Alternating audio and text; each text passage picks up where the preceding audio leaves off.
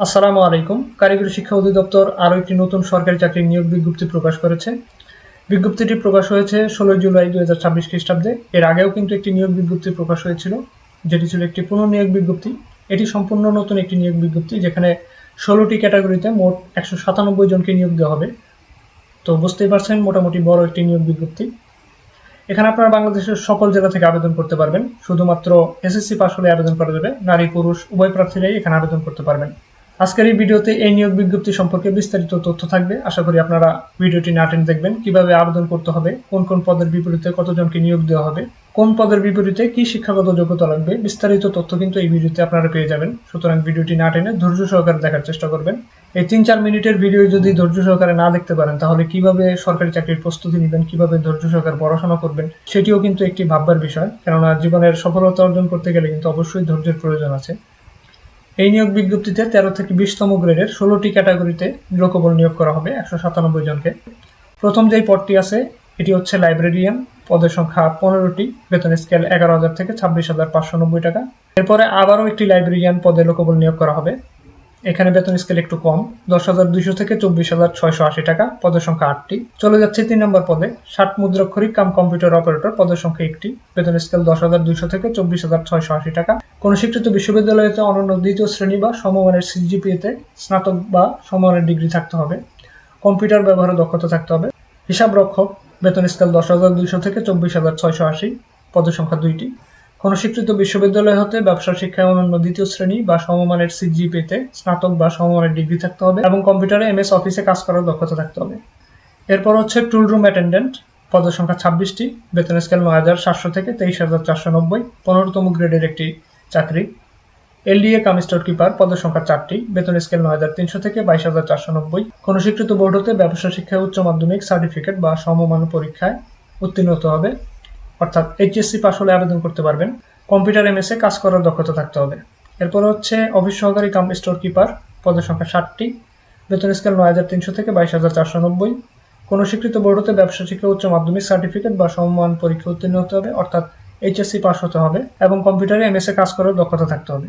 8 নম্বর যে পদটি আছে, সহকারী কাম টাইপিস্ট, পদের সংখ্যা 4টি, বেতন স্কেল 9,300 থেকে 22,490। এখানে আপনারা দ্বিতীয় বিভাগে এইচএসসি পাস করে আবেদন করতে পারবেন। কম্পিউটার ব্যবহারে দক্ষতা থাকতে হবে। অফিস সহকারী কাম মুদ্রাক্ষরিক, পদের সংখ্যা 2টি, বেতন স্কেল 9,300 থেকে 22,490।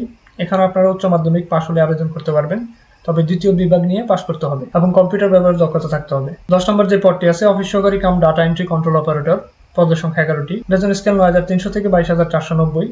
এখানে আপনারা উচ্চ মাধ্যমিক পাস হলে আবেদন করতে পারবেন, তবে এমএস ওয়ার্ডে কাজ করার দক্ষতা থাকতে হবে। ড্রাইভার কাম মেকানিক, পদের সংখ্যা 1টি, বেতন স্কেল 9,300 থেকে 22,490।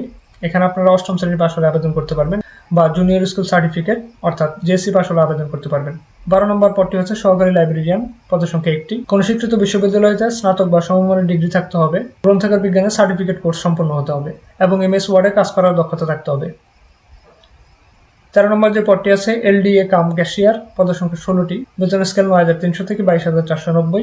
স্বীকৃত কোনো বোর্ড হতে ব্যবসা শিক্ষা উচ্চ মাধ্যমিক সার্টিফিকেট অর্থাৎ এইচএসসি পাস হতে হবে। কম্পিউটার এমএসে কাজ করার দক্ষতা থাকতে হবে এবং কম্পিউটার মুদ্রাক্ষরে সর্বনিম্ন গতি বাংলায় 20 এবং ইংরেজিতে 20 থাকতে হবে। 14 নম্বর পদটি হচ্ছে অফিস সহায়ক অথবা নিরাপত্তা প্রহরী, পদের সংখ্যা 17টি, বেতন স্কেল 8,250 থেকে 20,010 টাকা, 20তম গ্রেডের একটি চাকরি। কোন স্বীকৃত বোর্ড হতে মাধ্যমিক স্কুল সার্টিফিকেট বা এসএসসি পাস হলে এখানে আবেদন করা যাবে। 15 নম্বর পদটি হচ্ছে অফিস সহায়ক, পদের সংখ্যা 79টি। এই পদে সবচেয়ে বেশি লোকবল নিয়োগ করা হবে, অফিস সহায়ক। কোন স্বীকৃত বোর্ড হতে মাধ্যমিক স্কুল সার্টিফিকেট বা এসএসসি পাস হলে এখানে আবেদন করা যাবে। সর্বশেষ যে পদটি আছে, অফিস সহায়ক বা গার্ডেনার, পদের সংখ্যা 3টি। কোন স্বীকৃত বোর্ড হতে মাধ্যমিক স্কুল সার্টিফিকেট বা এসএসসি পাস হলে এখানে আবেদন করা যাবে। এখন হচ্ছে সবচেয়ে ইম্পর্টেন্ট পার্ট, কিভাবে আপনারা আবেদন করবেন তা এখন জানিয়ে দেব এবং কোন কোন পদের বিপরীতে আপনাদেরকে কত টাকা ফি প্রেরণ করতে হবে টেলিটক সিমের মাধ্যমে তাও বলে দেব। এখানে দেখতে পাচ্ছেন dteb.teletalk.com.bd, এই ওয়েবসাইটে গিয়ে আপনাদেরকে অনলাইনে আবেদন করতে হবে। অনলাইনে আবেদনপত্র পূরণ ও পরীক্ষার ফি জমাদান শুরুর তারিখ ও সময় 22/7/2026 সকাল 10টায় আবেদন প্রক্রিয়া শুরু হবে এবং শেষ হবে 12/8/2026 অর্থাৎ আগস্ট মাসের 12 তারিখে বিকাল 5টায়। আপনারা অবশ্যই আগে আবেদন করার চেষ্টা করবেন আর অবশ্যই অনলাইনে আবেদন সাবমিট করার 72 ঘন্টার মধ্যেই কিন্তু আবেদন ফি প্রেরণ করতে হবে, অন্যথায় কিন্তু আপনার আবেদনটি গ্রহণযোগ্য হবে না। এই লাইনটি খেয়াল করুন, 1 থেকে 13 পর্যন্ত যে পদগুলো আছে সেই পদের বিপরীতে মোট 112 টাকা টেলিটক সিমের মাধ্যমে প্রেরণ করতে হবে। এরপরে 14 থেকে 16তম পদের জন্য মোট 56 টাকা প্রেরণ করতে হবে। এখানে SMS প্রেরণ করবেন কিভাবে সেই বিষয়টি কিন্তু বলে দেওয়া আছে। DTEV স্পেস ইউজার আইডি লিখে সেন্ড করবেন 16322 নম্বরে। আপনারা যখন অনলাইনে আবেদনপত্রটি সাবমিট করবেন তখনই কিন্তু আপনাদের মোবাইলে একটি SMS পাঠানো হবে ইউজার আইডি সম্বলিত, সেই ইউজার আইডির কথা বলছে এখানে। এভাবে SMSটি পাঠানোর পর তারা কিন্তু আপনাদের মোবাইলে একটি ফিরতি SMS দিবে, সেখানে একটি পিনকোড থাকবে। সেই পিনকোডটি পাওয়ার পরে আপনাদেরকে আরও একটি SMS প্রেরণ করতে হবে। DTEV স্পেস ইয়েস লিখে স্পেস তারপর হচ্ছে পিন নাম্বার দিয়ে সেন্ড করবেন 16322 এই নাম্বারে। এই বিষয়টা খেয়াল করুন। 1/7/2026 খ্রিস্টাব্দে প্রার্থীর বয়স 18 থেকে 32 বছর মধ্যে হতে হবে। এর থেকে কম বা বেশি হলে কিন্তু আবেদন করতে পারবেন না বা আবেদনটি গ্রহণযোগ্য হবে না। আর আবেদন করার পরে যে অনলাইন কপিটি থাকবে তা অবশ্যই প্রিন্ট আউট করে নেবেন। এটি সকল ক্ষেত্রে কিন্তু প্রয়োজন হবে, মৌখিক পরীক্ষার সময়, লিখিত পরীক্ষার সময়, সব ক্ষেত্রে কিন্তু এই অনলাইন কপিটি আপনাদেরকে দেখাতে হবে। এই ভিডিও নিয়ে যদি কোনো প্রশ্ন থাকে তা অবশ্যই কমেন্ট বক্সে লিখে জানাবেন, আমি আপনাদেরকে উত্তর দেওয়ার চেষ্টা করব। আর আজকের মতো এই পর্যন্তই। যদি ভিডিওটি ভালো লাগে অবশ্যই একটি লাইক করে দিবেন আর আমার এই চ্যানেলটি সাবস্ক্রাইব করে রাখতে পারেন যদি এই ধরনের সরকারি চাকরির নিয়োগ বিজ্ঞপ্তি সম্বলিত ভিডিও পেতে চান।